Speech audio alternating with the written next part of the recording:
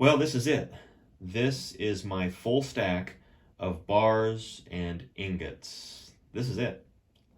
But let's talk about it because there's some interesting history here.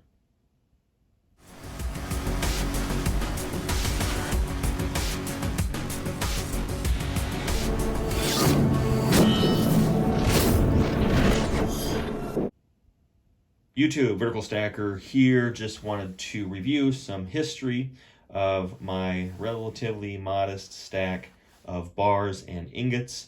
I'll just start here with the Shinybars. I don't know a lot about some of these.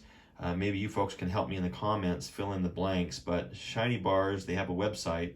My understanding is that it's a veteran-owned site, and these are pretty nice little bars, actually, little pours, and really nice crisp edges on them.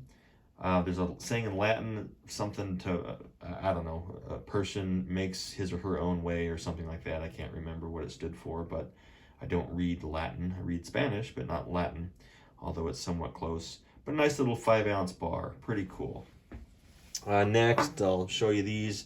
And I've showed these in another video, but just as a review.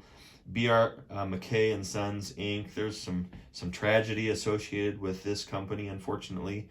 One of the employees died. I don't know if it was an employee of this company or if it was an employee of the company that was refining the silver, but bottom line is someone died of cyanide inhalation because they were stacking a bunch of waste in the form of kind of postage-sized stamp film chips, laced with cyanide in these trailers. And I guess this guy got into these trailers and inhaled too much cyanide and died. So, the 3 drops there, I don't know if that's water or blood, but that's kind of an irony if it's blood, because things didn't turn out all that well. But anyway, I have a couple of those. They're about 10 ounces a piece, but pretty cool bars. Next, Republic Metals.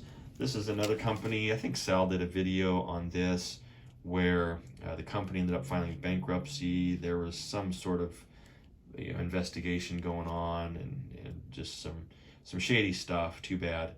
But pretty nice bars. You can get these around still at your LCSs. Not rare at all, but they're pretty nice, quality bars. I like the reeded edges on these. Next, let's go to the Monarch Precious Metals. Again, another good website, or viable business. They manufacture a lot of stuff, and so you can go to their website today and find all kinds of gold and silver to choose from. So pretty cool pour there. Let's see. Now this is an interesting one, so I'm gonna rely on the community here to help me out with this. You'll see the initials MG and then CCM. It's Michael Graham, who is the president of the California Crown Mint. Now, I've checked this out with my Precious Metals Verifier Pro with the wand, and on all edges, on all faces, it shows up as legit silver. The only concern I have, and you probably noticed this right away if you're a collector of these Kit Kat type bars or ingots, there's no lot number on this one. It's stamped lot, but where's the number? It's not there. Not only on that bar, but the same on this. Every specimen I've seen online has a lot number. So I'm wondering what the heck's going on with these bars. Why isn't there a lot number on them? Maybe you folks know. Mailman AG, I'm looking at you. Do you know anything about that? Because I'd sure like to know. Now, interestingly, MG, I think, was the initials of the president, Michael Graham, but they also did some advertising, I think back in the 50s, where they put a girl in a 50s bikini and then just had California Crown Mint on the side. I don't know what the girl in the bikini had to do with anything other than maybe California, but it was an interesting way to market their product. I guess, that stuff sells, right? All right, well, let's go to Silvertown. This is, Silvertown stuff is well known. It's been around a long time.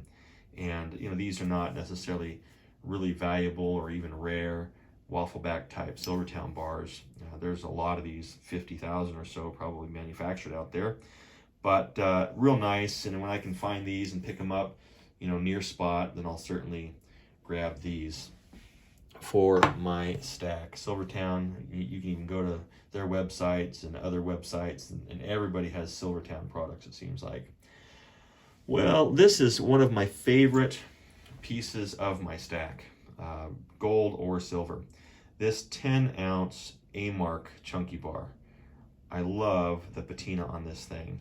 I can't get enough of this bar. It's a very, very cool bar. And at first, I thought that I had a really low assay lot number, but it turns out, after some research, that they extruded about 100 of these 10-ounce bars from a much larger bar for each lot. And I've seen some assay lots up in the, I think, 30,000s. So obviously there's a lot of these bars around, but I just don't see them that much. I don't know if people hoard these and just, once they get them in their collection, they never let them go or what, but this is the only 10-ounce bar like this I've seen. I've seen a lot of the 1-ounce chunkies online and in other places, but in LCSs, I just rarely find these A-Mark chunkies, but these are really cool bars. All right, let's see, what do I have here? Oh, there's Sunshine. Sunshine Silver, Sunshine Minting, Sunshine Mining. Everybody knows these. Sunshine's been around for a long time. I anticipate it'll be around for a long time.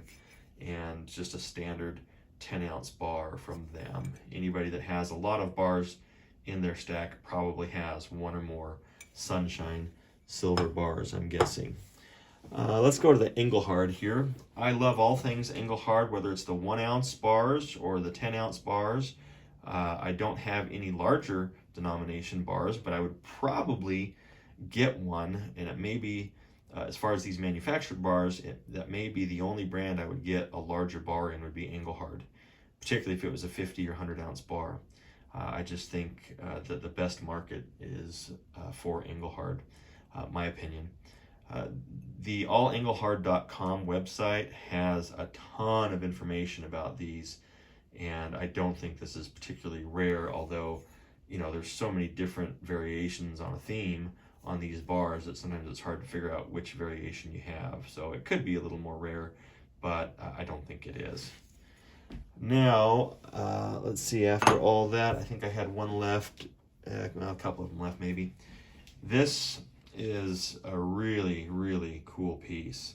I just recently acquired this piece, and again on allengelhard.com, based on my research, this appears to be one of about 200 of these MFR bars that were made, the MFR being in that lower right-hand corner.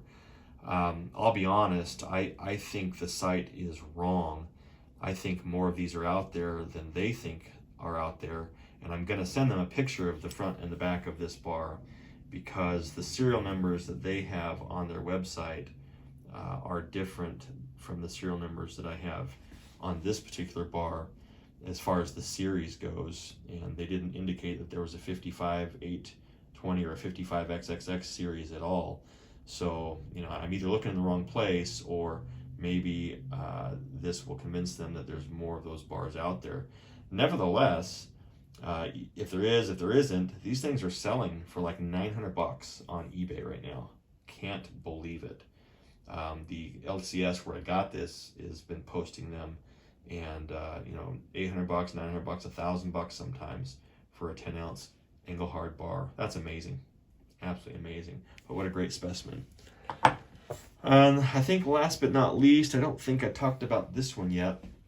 So Mailman AG, you other folks out there that have a lot of experience with some of these older vintage, quasi-vintage ingots, let me know what you think about this. 25.72 troy ounces. I'm fairly certain that this is a bar that was made from film processing. The leach or the byproduct of the film processing is then forwarded to a refinery where they would then refine it into these silver bars. WSR stands for Western States Refinery. I think it was out of California, Fontana, California, Anaheim area, something like that. But what's interesting about this particular bar is the WSR as stamped in this particular font only shows up on their 10-ounce variants. I have not seen this WSR in this font stamped on any specimen of a 25 plus ounce bar. So I thought that was kind of interesting. So if any of you know about that, let me know. I'm going to take a picture of this as well and send it on to allengelhard.com and see what they tell me about that. But pretty nice bars. Ingots, whatever you call them. They're all the same to me. It's all silver.